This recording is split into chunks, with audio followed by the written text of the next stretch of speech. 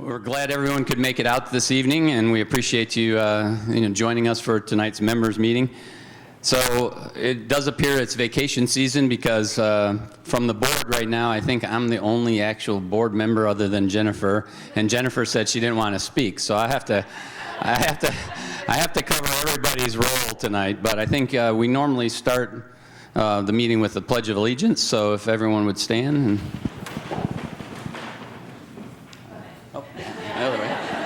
I pledge allegiance to the flag of the United States of America and to the republic for which it stands, one nation, under God, indivisible, with liberty and justice for all.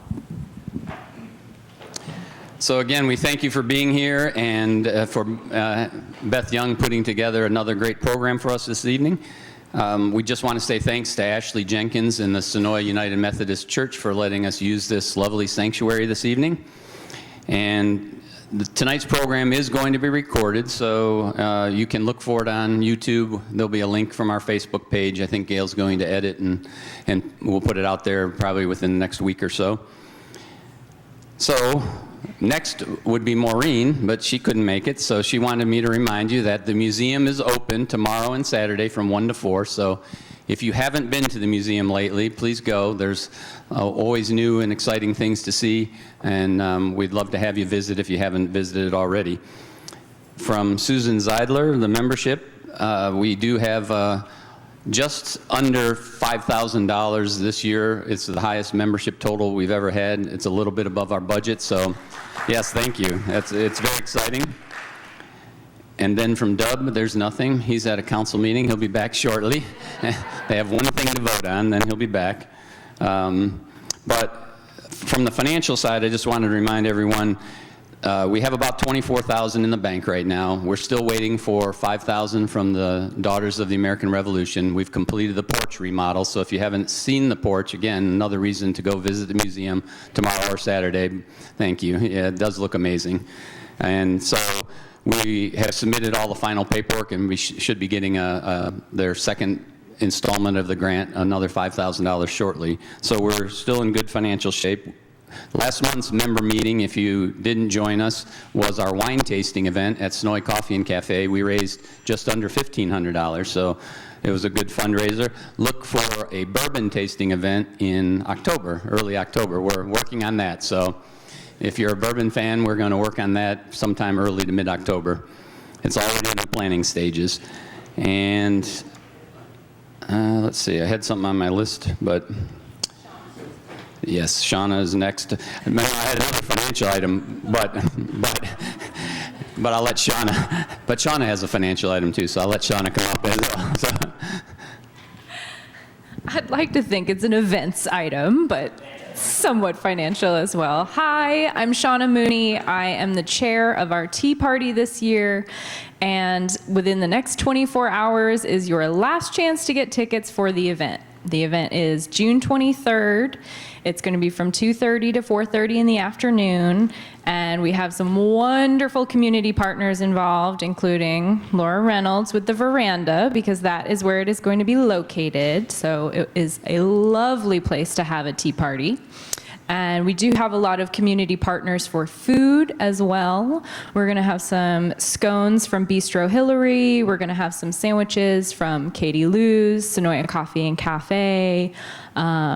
And there's just going to be entertainment as well. I have a few tea educators coming and some live music. So if you have not yet gotten your tickets, please contact me within the next 24 hours because I do need to give a head count to all of our community partners. So thank you so much. Thank you. So again, if you want to join, don't forget, just have one more day to get tickets to that afternoon tea at the Veranda. So we look forward to seeing the good turnout at that event. It's been a great turnout in the past, and I think Shauna's done a great job getting a lot more community partners involved this year. And speaking of community partners, we are a 100% volunteer organization, and we do rely on grants and your donations, your membership dollars, and your participation at our fundraisers to help us support the activities and keeping the museum open for visitors on Friday and Saturday. So We can't do that without our corporate sponsors. We've had a really great turnout of corporate sponsors, so I just want to remind you who they are. Jennifer Camp at Edward Jones here in town, Georgia Tour Company, the Coweta Community Foundation, Coffee by David, David and Suzanne Pengali, Katie Lou's Cafe, the Daughters of the American Revolution, Creekside Business Partners, Kay and Dick Sutton, Table Talk, Jim Priest, Norcom, Senoia Downtown Development Authority, Senoia Coffee and Cafe, Senoia Bicycle, and Morgan Street Media. So we've had, that's the most corporate sponsors we've had ever, so please support those local businesses. They would appreciate the support. We love plugging them and hope they'll continue to support us going forward. And with that, I'm going to turn it over to Beth Young for tonight's program. Thanks, guys, so much for coming. As Evan said, we realize we're in the height of vacation season, so I just really appreciate, especially this evening, that you came out to be with us tonight. Just before I introduce our guest speaker tonight, I wanted to speak a little bit about what's coming up in July. As we all know, Senoia didn't just crop up as a backdrop for television zombies. A lot of movies and television shows have featured Senoia and the surrounding countryside in their productions, and one in particular was Murder in Coweta County. You may know that the stars of that movie were Johnny Cash and Andy Griffith, so I mean, not too shabby, right? This was a nationally known story of intrigue and corruption and murder. So coming up in July, we have author Carla Cook Smith, who has written a new book, Parakeets in Whitesburg. And so this is sort of an epilogue to that story. So she's going to pick up the story from those lives that were affected by that murder in 1948 and just kind of continue. There have been new details that have come about regarding the case. And so please join us. We meet the second Thursday of every month. So that will be Thursday night, July the 11th. At 7 o'clock. So join us that evening. We'll actually be back at the museum, number 6 Couch Street. So we'd love to have you. I mean, come join the cool kids. That's where it's happening. Tonight, though, we want to turn our attention to our guest speaker. And, you know, I hate it. I wish we had a bigger crowd. We chose the Methodist Church because we were expecting more folks. But this is the cream of the crop here this evening. So thank you. As you all know, Lisa is best known as one of the original members of Celtic Woman. She toured the world for 9 years with the group, entertained over 1 billion people, and that's with a B, with their CDs and DVDs and televised concert specials. Before Celtic Woman, she was the lead vocalist with Riverdance, the show. Just happened to meet somebody during that time who's with us this evening, and she'll tell you more about that. So please join me in a very warm welcome for this platinum-selling recording artist, Lisa Kelly. Thank you so much. Good evening. I'm delighted to be here. As Beth said, my name is Lisa, and I am from good old Ireland. So when I moved over here, 8 years ago, everyone used to say they were Irish, and then I come down here, Shauna Mooney, and we got Tracy Brady, and there seems to be Irish names everywhere. So it's my honor to be here tonight. As Beth said, I'm best known for my time with Celtic Woman, who I spent maybe 7 years with Celtic Woman. We recorded a DVD in 2004, which I had been told, I had been previously in Riverdance, and I was pregnant with my second son, Jack. And the musical director for Riverdance at the time had said to me, would you like to do a show while you're on maternity leave? And I was like, okay, how long, what do I have to do? And he was like, it's just one night. So I was like, okay, I was really pregnant as well. I was also afraid no one would ever want me to do anything ever again. So I was like, okay, yeah, okay, I'll do it, no problem. So I had come home from Riverdance in the June, and Jack was due in August 5th he was due, and he didn't arrive until August 12th, and the DVD recording for Celtic Woman, which was the one night only, was going to be in September. It was September the 12th of 2004, so I knew I had 4 weeks after having Jack to do it. I thought I'd be fine. But Jack was a big baby, and he was a very demanding baby, and those 4 weeks with another 2-year-old at the same time, it was all very hard. So anyway, I agreed to do it, and we went in and we recorded. I can't explain to you how thrown together this whole production was. None of the girls, we didn't know each other. I knew Chloe, who was the youngest girl, because she lives really, really close to me in Dublin. So I didn't know the other girls. We didn't have dresses. We had one dress fitting. We didn't know the songs we were singing. We were still sitting side stage before the show went on, trying to learn lyrics. None of us really knew what PBS was. I had spent a bit of time in America with Riverdance, so I've been here for 4 years, but PBS really wasn't on my radar when we were here because HBO was so big at the time. It was like The Sopranos and Oz and all those kind of things. So we weren't watching PBS.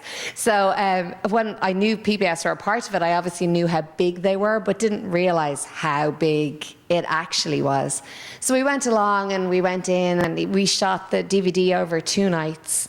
And like literally, if anyone has seen the original DVD, it's really funny because Chloe starts off in this lovely blue shirt and pants because she was really young. She was only like 14 at the time when she did it. So she was super young. They didn't want to put her in a ball gown like the rest of us. So she had this awful outfit. It was really awful. But anyway, it was this lovely blue coloured top that started off at the start of the DVD. It like has half diamonds on the top, and then at the end of the DVD it has full diamonds on the top. So this is how things it was just a mess. So we didn't think anything else of it. We recorded and it was a lovely night and we got paid to do it and it was like happy days and we all went about our business. And then we got a call in February to ask would we come over and do the Today Show, to do, I think we sang Orinoco Flow on it, but it was like, oh yeah, okay. I'd actually never been to New York. I'd spent 5 years in the United States and I'd never been to New York. So I was super excited. I was like, yeah, sure, we'll go, we'll do it. And we went over and we did the show on Patrick's Day. And Patrick's Day was a Wednesday that day. And I think by Friday, the album had gone straight to #1 in the world music chart, which was a really big deal for like what we were doing. It was like, because the tenors had kind of done that thing, but for women to do it at the time, it was just kind of unheard of because girls really don't sell as much as boys sell when it comes to music and when it comes to PBS and things. So it was a huge turning point. And then that one night turned into just a 3-week tour in the summer. So I was like, okay, yeah, I'll do the 3-week tour in the summer. Like, that's fine. Oh, we were going to go out in the fall and just do 6 weeks. So that was 2006, five. And then Scott, my husband, got involved in it in 2006. And then all of a sudden I'm doing like 32 weeks of the year on the road. So I toured our Celtic Woman then from 2005 all the way through until the end of 2011 when I was pregnant with Harry. And then I was like, have to finish this. So it was an incredible time. It was amazing. We got to see so much. I keep saying to people, like, there's these things on Facebook at the moment that are like, mark the states you've been in. And I have all my friends going, I've been to 8. And I'm like, whoa, I've only not been to 3. So it's really cool. It's amazing. We got to see all of America. We got to tour Japan, which we were talking about earlier. Got to tour Japan. We did a little bit of a promo tour in China. Never got back to China. Don't know what happened there. We did a bit of China, then we did Australia, we did Europe.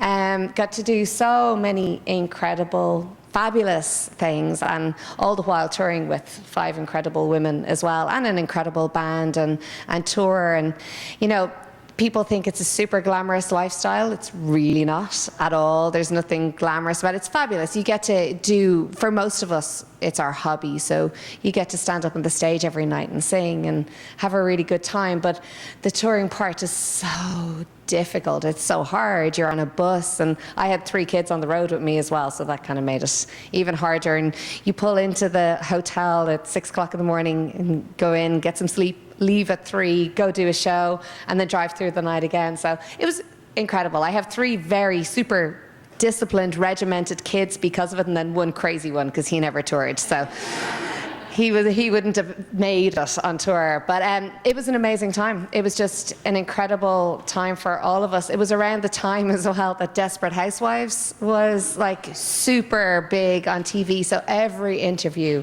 we would do, people would be like, is it like Desperate Housewives? Like, no, it's not. But it's so great. I mean, I think the thing about being Irish and being from a country that's so tiny, like it's so small, it fits into Georgia 9 times. Like that's how small our country is. You can drive from one side of the country to the other side of the country in 3.5, 4 hours now. And you can kind of go from the tip up sort of past Belfast and down to Cork in 5.5 hours. So it's tiny, and we have a population of 4 million, I think. It's probably about 4 million. Yeah, about 4 million people live there. So it's amazing to see the mark that Ireland has kind of left on the world. The first thing when we go to Japan, it'd be like, come on, we bring you to the Irish bar. How is there an Irish bar in Japan? There is nobody from Ireland who lives in Japan. But no, Irish bar in Japan, Irish bar in South Africa. It's incredible for such a small country that we did make a mark, and especially in America. There's like everybody's ancestors go back to being Irish. Everybody knows an Irish joke. Everybody has an Irish great-great-grandfather on their mother's side. So it's an incredible country. Have many of you visited Ireland? Have you been? Yeah? Were you surprised by how small it is? Or were you, like, you kind of figured? And it's so funny, because Irish people are always, we get really offended when somebody says to you, hey, do you know Paddy Murphy who lives in Cork? And we're like, no. And then the more you get talking to people, like 9 times out of 10, you go, oh, yeah, no, but hang on a second. I actually do know somebody who knows them.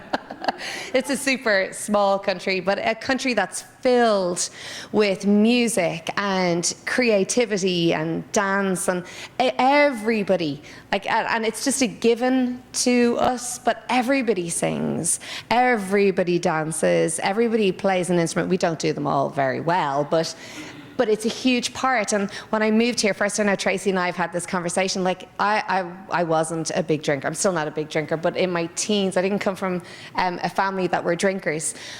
But I didn't realize how much the pub actually meant in Ireland until I moved away and realized there wasn't a pub anymore. And I'm sure you were in bars when you're in Ireland. Like, there's no TVs unless there's a match, like unless there's a soccer match on or boxing match.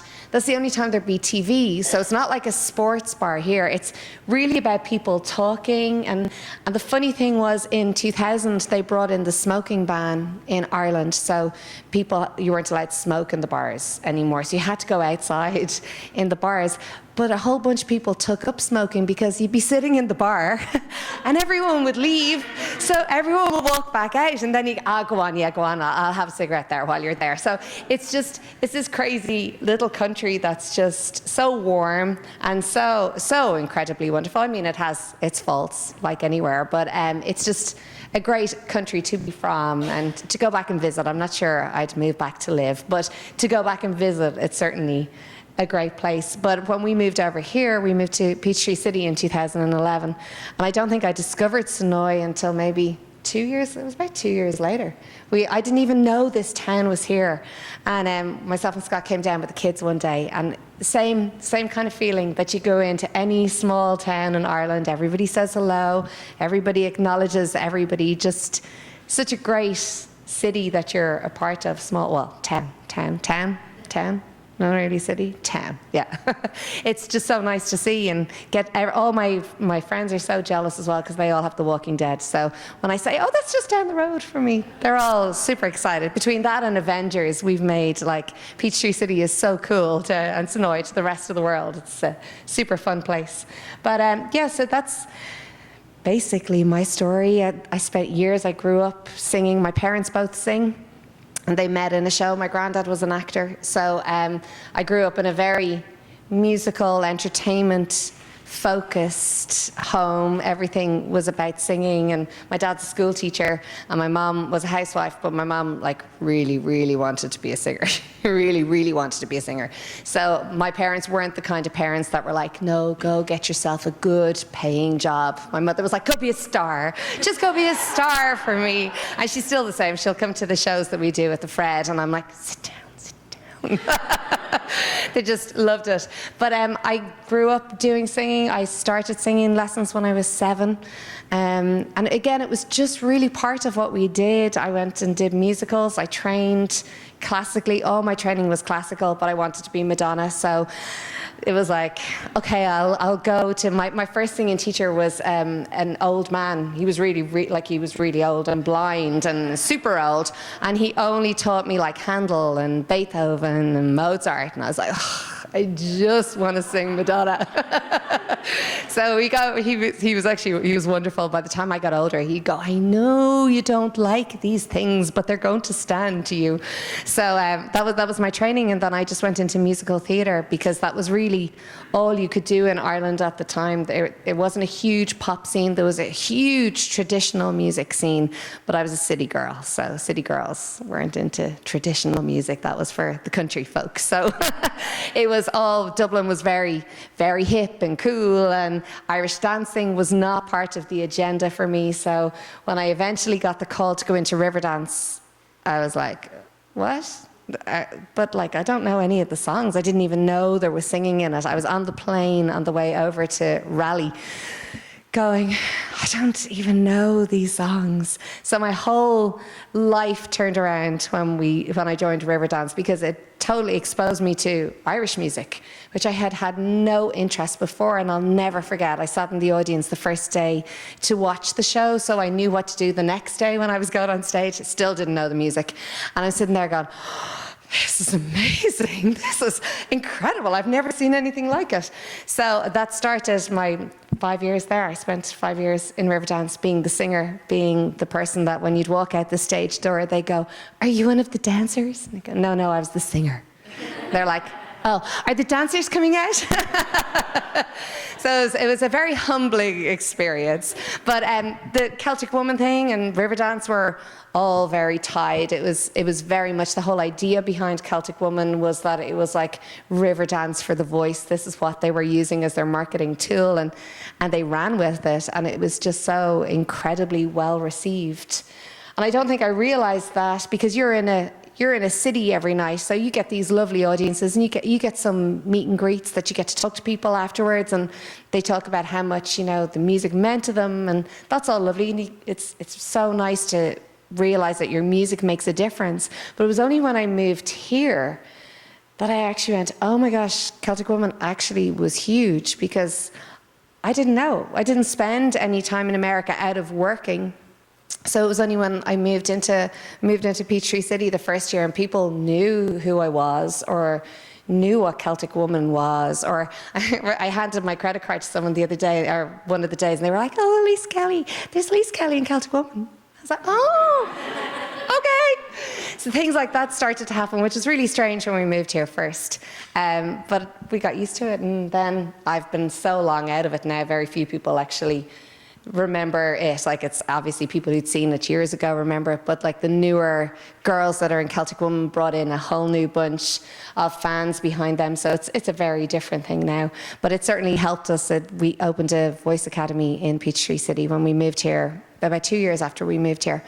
And about 2 years after that, we decided to open an Irish Dance Academy. So we've had super success in the town with our Irish dancers. It's been incredible, really. Singing is singing. I love teaching singing. I prefer teaching than I do standing on a stage. Singing, and I've always been like that. I always wanted to be a teacher. I used to see how much my dad loved going to work every day. He never moaned about going to work. He used to love going and making a difference in the kids' lives, and it was really what I wanted to do. We have a point system in Ireland, and we have state exams, and I never got enough points. kids to go to college to be a teacher. So I was always kind of devastated by that. So when I got the chance to be a teacher here, I was like, yeah, I know I'm not really a teacher, but I kind of am. So we have this huge school. Our school, we've taught over 1,500, maybe 2,000 students at this stage. We have summer camps every year that kids come in. We have scholarship programs, kids who can't afford to come in and do classes. It's just been a huge success in the town. And then we decided to do a show in the Fred. So that opened more kind of things for the kids to do. And while like it was never kind of, it wasn't a recital, it was always my show, that kind of really worked well for them because they got to see, they were part of a production. They understood how much work went into it, the amount of running around that everybody does on the day of production. The kids got a totally different insight to it. So it's been amazing. I mean, we're 6 years in business now. We still have, I have about 150 singing kids. Scott is close to 100 dancers, which is amazing, like 100 people who Irish dance, because it really is like the most boring form of dance. So when they stand like this, what they do with their feet is, I'm just saying, it's not like the most expressive form of dance. I mean, you have the little girls that come in and they're like throwing their arms around the place and he's looking at them going, that's going to stop. Yeah.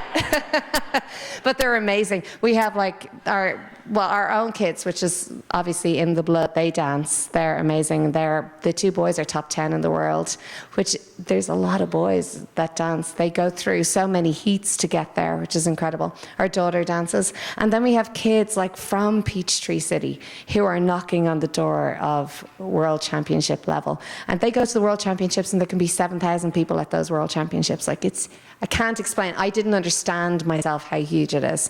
So it's been incredible. So between that and the singing, myself and Scott are kept very busy in town.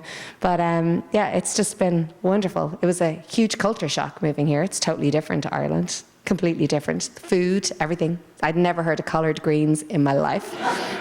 That was a huge thing. What else that we hadn't? Brisket. Never heard of brisket.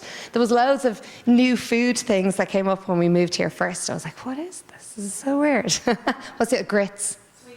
Oh, no, can't do sweet tea, can't do sweet tea. Hot tea with milk, which again, yeah.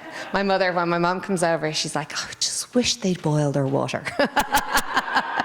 She's like, it's lukewarm, it's not even warm. So yeah, it took a huge adjustment. It was a big chance. We didn't know anyone. Like, I literally Googled the best place to live in America because we were living in New York at the time, and I couldn't do New York. I was like, I love New York, I love it, but I love it for me and Scott, not with 3 kids. I was like, can't do this. So I was sitting in the apartment one day, and I wasn't on tour, and Scott was away, and I was Googling. So I was like, oh, I think I'll Google the best place to live in America, and Peachtree City kept coming up all the time, and I was like, this is weird, so strange. So I sent Scott down to have a look, and he came back. I'll never forget the phone call. He came down to check it out. I was back on the road at this stage, and he's like, oh, you're going to love it down here. People smile when they jog. So I was like, okay, let's give this a go. And it was literally, we just moved and decided, if I'd had my time over, I probably would have looked in Senoia. Sorry, Jeannie, sorry. But I probably would have looked in Senoia because I love, as I was saying to, I think it was Tracy and Evan earlier, I love the history. That's what I miss. I miss from Ireland. I miss the old houses and the architecture and even the churches. Just to have that sense of old is so nice. And then it's like a little city, so like there's enough here that I could move now. I'm like, oh, this is good. I can get coffee. It's all good.